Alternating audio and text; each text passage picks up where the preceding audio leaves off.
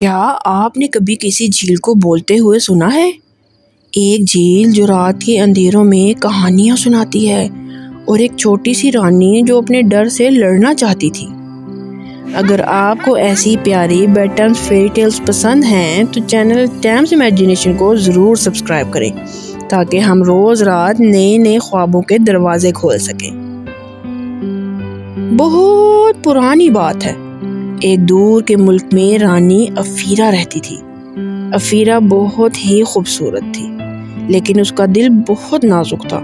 وہ ہر چھوٹی سی چیز سے ڈر جاتی تھی، رات کا اندھیرا، ہوا کی سرسراہٹ یا کوئی دور کا عجیب سی کوئی بھی آواز۔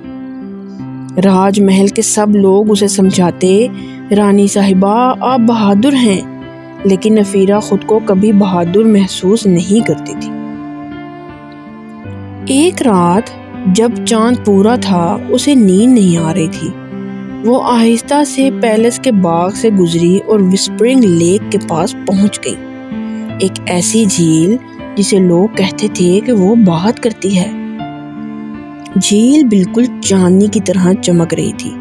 اچانک پانی کی سطح پر ہلکی سی لہر اٹھی اور ایک نرم آواز گونجی، کیوں ڈرتی ہو چھوٹی رانی؟ افیرا گھبرا گئی، لیکن آواز بہت پیاری اور میٹھی تھی۔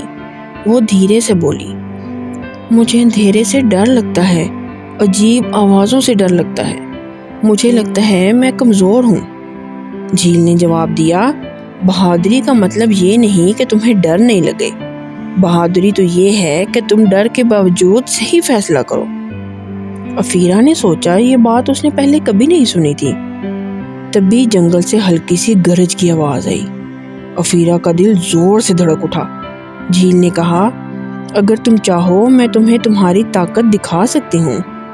افیرا نے ہلکی سی سانس لی اور سر ہلا دیا۔ جھیل نے چمکنا شروع کیا اور پانی کے ساتھ میں افیرا کا عکس نظر آیا، لیکن یہ وہ افیرا نہیں تھی، یہ افیرا مضبوط، مسکراتی ہوئی اور ہمت والی تھی۔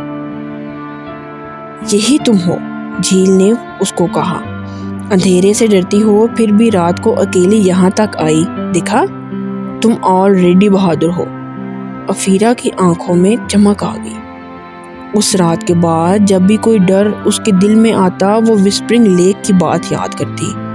ڈر ہونا غلط نہیں، ڈر کو روک لینا غلط ہے۔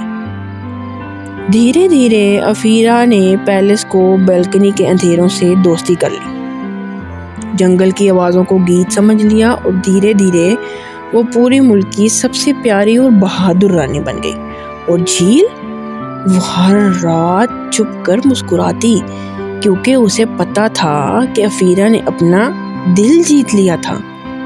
ہاں، ہمت کا مطلب ڈر کا نہ ہونا نہیں ہے، بلکہ ہمت کا مطلب ڈر کے باوجود آگے بڑھنا ہے۔ تو میرے پیارے سننے والوں، آپ کو آج کی کہانی کیسی لگی؟